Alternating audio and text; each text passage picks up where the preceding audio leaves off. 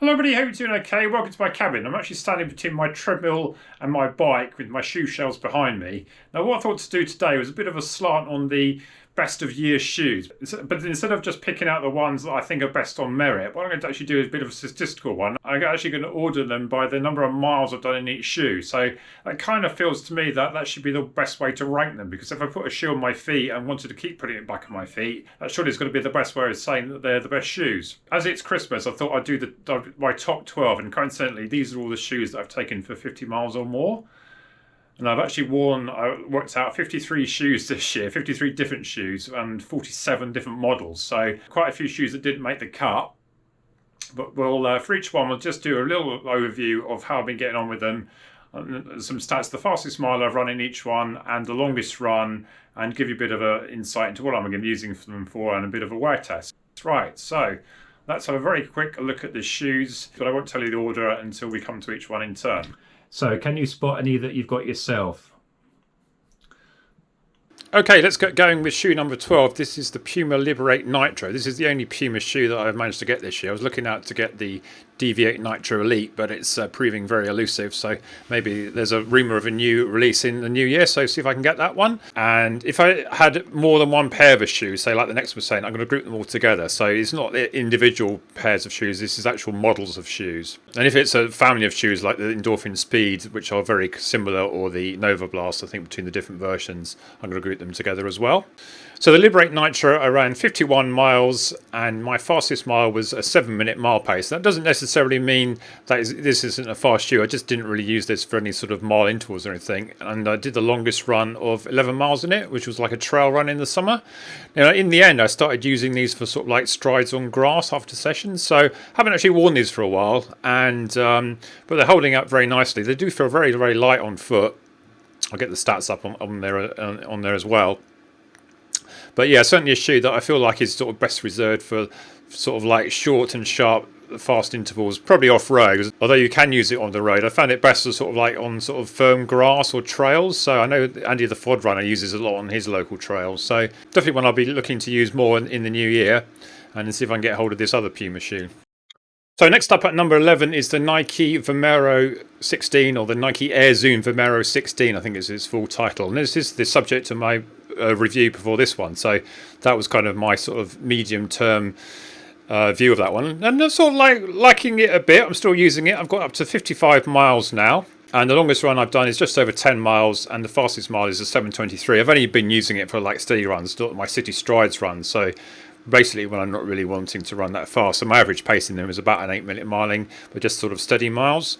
So it's holding up pretty well. I do find them a bit wide, so I'm having to cinch down the laces quite a lot there, but the outsole is pretty good. It's quite handy sort of nipping along a quick trail shoe, as long as it's not really wet. So yeah, one I'll be continuing to use. Well, having bought it now, I feel like I ought to. But perhaps not my favourites of shoe, but one that perhaps I'm warming to a bit. I still think it's quite firm, but maybe some people have said that it is sort of softening up a bit. And well, it's not a soft shoe for sure, but yeah, it's certainly one that I'm still looking to use. So number 10 is the Endorphin Pro. Now this is actually the Pro 2, and I've actually grouped together the Pro 2 and the Pro 1. So between them I've run 65 miles in the 2 and the 1 this year, and the fastest mile I did in this was a 6:10 in one of my shoe off, so quite a fast shoe as you would expect, but the longest run was only an 8-mile run, so I haven't really been a shoe that I've been looking at to go that far then. I did do a half marathon, sort of fairly hard half marathon, when I got the Endorphin Pro 1 last year, so that sort of 13 miles, perhaps a better indication of how far I want to take it. I have to say I took the Endorphin Pros out recently for a run just to sort of remind myself, and having done a fair bit in the Endorphin Speeds, more on that later, they just felt really, really firm. I was wanting to sort of pick up the pace a bit later on, but certainly at sort of early casual pace, it did feel quite sort of noticeably firmer than the Speeds, and not particularly sort of that great. But once I actually got up to speed, then they were good. But yeah, maybe a shoe that's perhaps sort of missing the mark a bit. So I think the Endorphin Pro 3 is coming along with a bit higher stack. So I think this one, perhaps it's an indication of why I haven't really used it that much. It's only 45 miles in actually the Pro 2 so far. So not really one that I've been desperate to get my feet. And I think the Pro 2 and the Pro 1 are so similar. I did a video, there was hardly anything to choose between them really. Really talking about a different colour and the different colour of the laces. But yeah, so one that I feel like is a good sort of like training shoe, but one that's sort of been struggling to actually get out on my feet, but it is number 10 anyway. Now, at number 9 is kind of similar to the Endorphin Pro. This is the RC Elite 2, and I've also included the RC Elite version 1. Now, between the two shoes, I've run 71 miles in the 2 and the 1 this year, although I've actually done 60 miles in this version. So I've done most of my miles in this version, and a bit of mud there on the back, just to prove I actually really do good running in these shoes. But yeah, no particular problems. And at the moment, a bit of a white shoe, a bit of a shoe that I'm perhaps a bit reluctant to take outside. So the longest run I've done in this shoe was actually a 17 miler, one of the longest runs I've done all year actually. And it was sort of like a midsummer's sort of Sunday. I was looking out to just go a bit of casual mile. So I put these on, and they are kind of quite nice. It's kind of odd for these days to put on a racing shoe to go for a long, easy run, but I think that's why the shoes are so versatile now. I mean, in the old days, I used to race in the Adios. The version 1 was I did a marathon in 2016. I'd never think to go out and run a sort of a steady, cruisy, long run in a shoe like that. But nowadays, with the stack height on these things and the softness of them, this is definitely the softest, I think, of the carbon racers that I've got. I did do a 5K session in them, and they was actually better than I thought in terms of speed. Although I don't think I actually made it up to a whole mile. So the fastest mile I've done in these is only a 6:22. But I think that's reflective of the fact I haven't really tried for anything more than about half a mile in these any particular occasion. But I was definitely doing sort of just under sub-6 pace when I was actually doing half-mile intervals. So I think definitely a capable shoe. I think perhaps maybe just a bit too soft, and the fit's not the best. There's not many eyelets here. So sort of, you can see I've got these really, really tightly together. And yeah, but nice looking shoe, but again, one that's not the one I'm looking to get on my feet most often, but one I'll be continuing to look to get out a bit more. I think I might do my next interval session them, see how they feel. Next one up at number 8 is the only trail shoe I've got in my collection here. Now, I'm not much of a trail runner, so this one from Adidas was quite a revelation. For the first revelation, that I actually managed to get it in the UK 13.5. So it just goes to show that Adidas can actually make a 13.5 in a shoe. Bizarrely, they seem to do them in cross-country spikes, track spikes, and trail shoes, but they don't do them in the Adizero road shoes.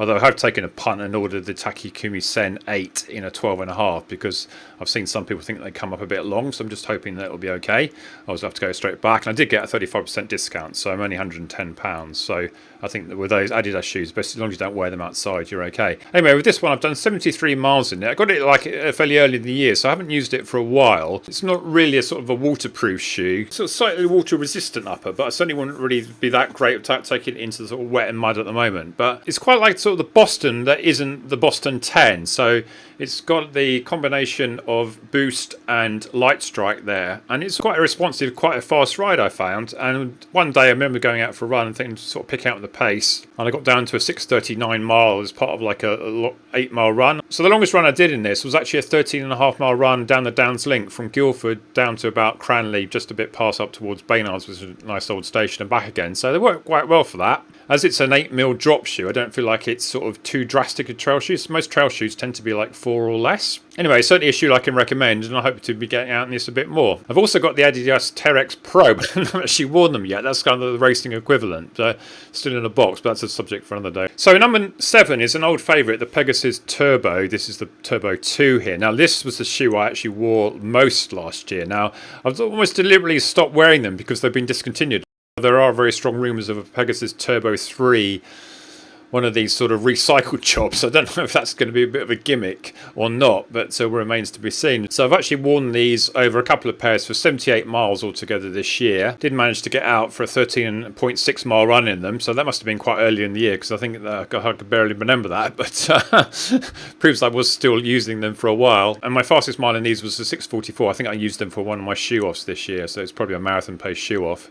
My marathon pace was about 6:45, so that must have been it. So yeah, definitely a shoe that I would have worn a lot more had there been more opportunity to get them. This is actually a fairly new pair, actually. I haven't really done many miles in this one, so this is sort of like only about a 50 miles shoe, so I'm almost keeping that back really for posterity. All the other Pegasus 2s I've got 3 other pairs, and I've got 1 pair of the Turbo 1s, and they've all done well over 200 miles. In fact, the Pegasus Turbo 1, I got to over 500 miles. It's the most amount of miles I've done a shoe pretty much as I can ever recall, I think. So at number 6, this is the Brooks Launch 8. Now, I've had quite a sort of nice history with the Brooks Launch, because when I got a bit fed up with wearing the Adidas Bostons, they started coming up a bit short, I transferred over to the Brooks Launch 5. Then I had 1 pair of them, and I had 2 pairs of the 6. They were my daily trainer for about a year.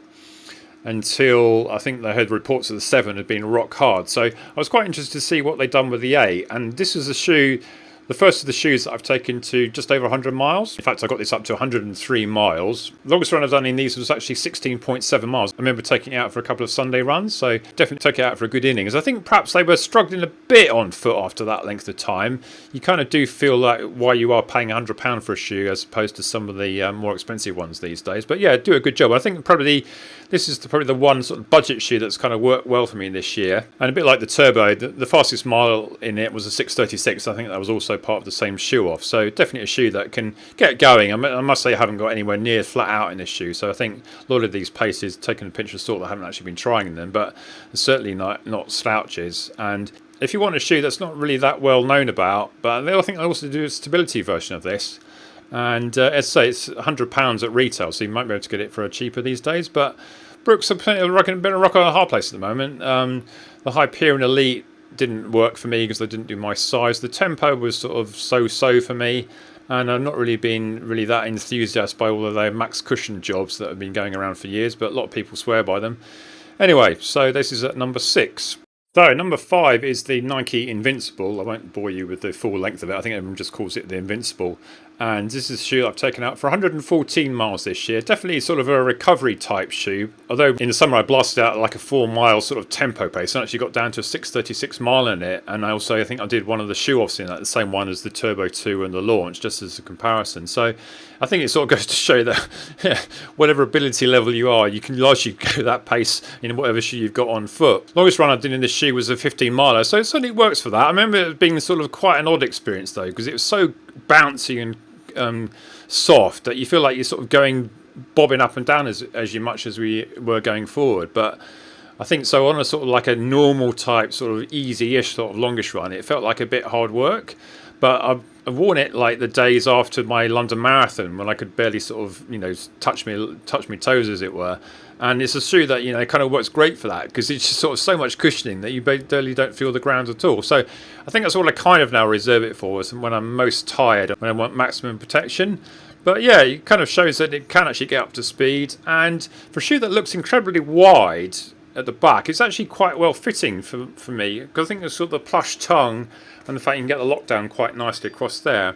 So it's the shoe that in theory might not work for me because I've got such a narrow foot, but in practice it actually works quite well. So moving up to number 4, and another very similar shoe. You've got the light blue one is the NOVABLAST 2 and the orange one is the NOVABLAST 1. Now again, I've combined the totals for these two shoes. And so between them, I've run 116 miles. In fact, I was out in the NOVABLAST 2 for 9 miles late afternoon today, actually just before it got dark. Longest run I've done in either shoe is 11.2 miles. That was in the NOVABLAST 2. And I've actually taken now the NOVABLAST 2 to 70 miles. And the fastest one I've done in is a 7:16. So it's not really a fast shoe at all. In fact, today I think I was struggling a bit. I think in a way, I think I kind of prefer the Invincible. I think it's such a sort of large volume shoe. I think it's one of the shoes that I think if I went half a size down, if I did them on, say, a 12.5, I'd get away with it. And it's really, really wide. You can see how much the tongues are sort of almost touching there. And I've had to do the double knot there at the back just to get a bit of like tying some of the laces, because I pulled them in so much. There's so much sort of left hanging around.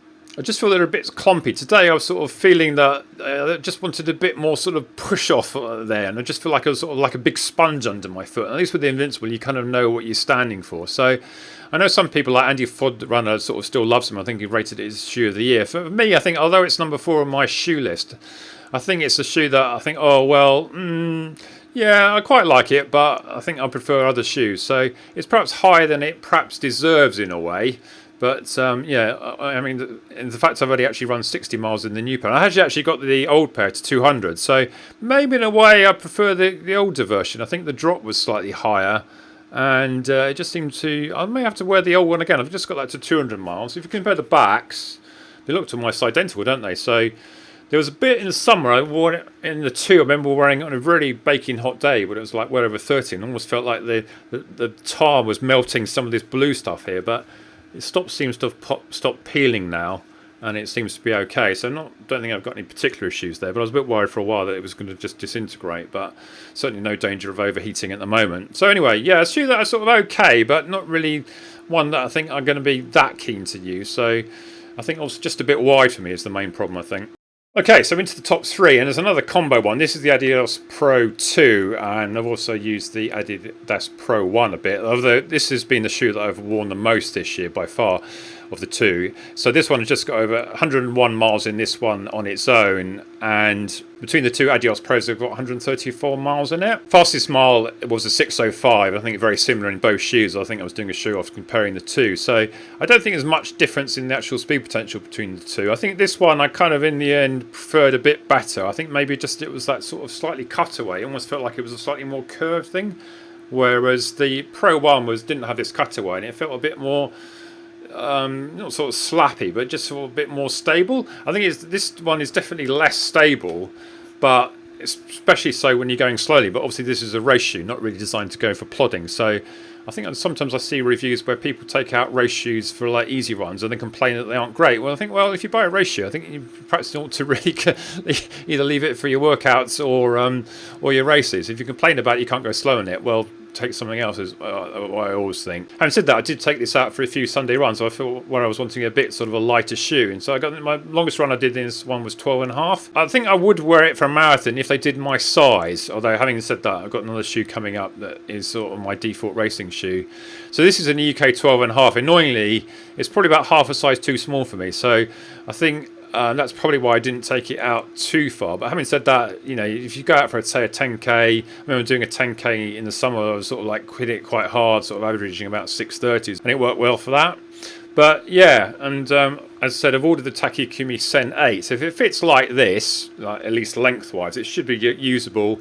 And if it's like a very short distance racing shoe, then we shall see. But it was only £110 with a discount, so I thought, well, if it's no good, I can just send it back, can't I?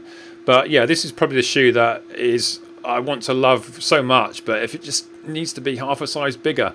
So yeah, you take that with a pinch of salt. But for everyone else, I think it's great, and definitely I think the shoe for me that is closest to the Nike shoes. Unfortunately, I can't test the ASICS Metaspeed Sky because I did try the 12 in that, and it was so short that it felt like an 11. I could barely get my feet in, let alone even consider running in it, so that went straight back. Kind of ironic because the NOVABLAST actually fits quite long, and the Metaspeed Sky seems to fit short, so I think they need to sort out their sizing. Okay, two shoes to go. Now, if you are sort of a regular viewer of my channel, you probably can guess what the two shoes are, which order they're going to be. Well, number 2 is the Next Percent. This is the Next Percent version 1s plus the Next Percent V2. This is the exact shoe I wore for the London Marathon. This is the fairly new one. This is actually the 5th Next Percent 1 version that I've actually worn. I've got another pair that I haven't actually worn yet, just sort of saving for a rainy day.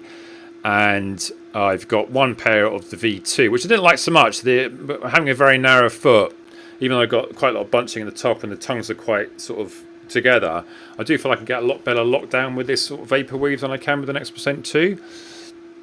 So this will still be my default road racing shoe for the time being, and also the shoe I sort of put on when I want to do workouts, and I'm not particularly want to test anything. I just want to go out for a nice sort of good workout and feel good about myself. So there's a bit of a step change between the first shoe and the second shoe and all the other ones. So over all the versions of the Next Percent, I've done 408 miles this year in these. The longest run, of course, was the London Marathon. It came up GPS 26.6, but of course I may have done a bit of walking before and afterwards and a little warm up before. So yeah, the longest run was a full marathon, a race marathon. It was only a 3:9, but I hadn't really been training properly for it. Since then, I've been clocking out the miles. Actually, I'm hopeful to be able to do some sort of race. I've entered Boston, but I'm starting to think that's not really going to be viable with all the travel restrictions. So I'm looking at what other options I can enter. Maybe Manchester or Rotterdam. We'll have to sort that out soon. But it's such a worrying time at the moment, this Omicron thing. I had a COVID test today, just felt a bit dodgy, but fortunately it was negative, so I can continue running on. Fastest mile in these this year was a 5:43. I think that was the opening mile in the Ardingly 5k when I went off a bit quick. But yeah, this is the shoe that I ran the fastest in this year on the road. The shoe that I've actually ran the fastest mile isn't featured here, but it's actually the Dragonfly Spike, and that probably would feature if I was doing more track sessions, because that's the sort of specialist shoe that I've worn the most, but didn't quite make the cut. And I actually raced a 5:25 mile in that. I haven't actually raced a mile this season in the Next Percent, but if I did, I think I'll probably be looking to do a fairly similar time to that. I think 5:30, just under, is about my limit these days. See if I can, now I'm 55, see if I can edge that down a bit. But at least I did get under 5 minutes 1500 this year. It was probably equivalent of about a 520. So just need to find the right day. But anyway, the next percent still definitely is my favourite road racing shoe by far, and it's going to take a very good shoe to take that off my feet, I think, in races. So perhaps no surprise that the shoe I wore most this year was the Endorphin Speed. I've actually got 4 pairs of these. This is the regular 2 version. This is the shoe I've actually worn most of any actual shoe this year at 251 miles. The one here is the Run Shield version of the Speed 2, and this is the one I wore for my very longest run. In fact, my very longest run ever, my 35-mile 55k run on my 55th birthday the other week, if you saw the video of that. So I can definitely say this is a good long run shoe because it's been tested. It was largely a road course that, with a little bit sort of very light sort of old railway trail. So it was predominantly a road course. That's why I chose it, and it was fairly flat, and it worked great actually. I think, you know, I've got so many blisters on my feet at the moment. I'm not quite sure what shoes to attribute them to, but in terms of actually getting around, it worked fine. And yeah, I even did a run the day after, surprisingly. So I did a video a few weeks ago where I was comparing the wear on these. And I think at the time I'd only done 80 miles in the Run Shield, and I've actually now got the Run Shield up to 180 miles, and that's partly helped by that 35-mile run. But it's a shoe that I'm sort of wearing sort of a lot. I think I would wear it more if I didn't have the Vomeros in recently to testing. And want to give those NOVABLAST a bit of a go. But yeah, it's always like the default shoe. I think I might actually retire now the Speed 2.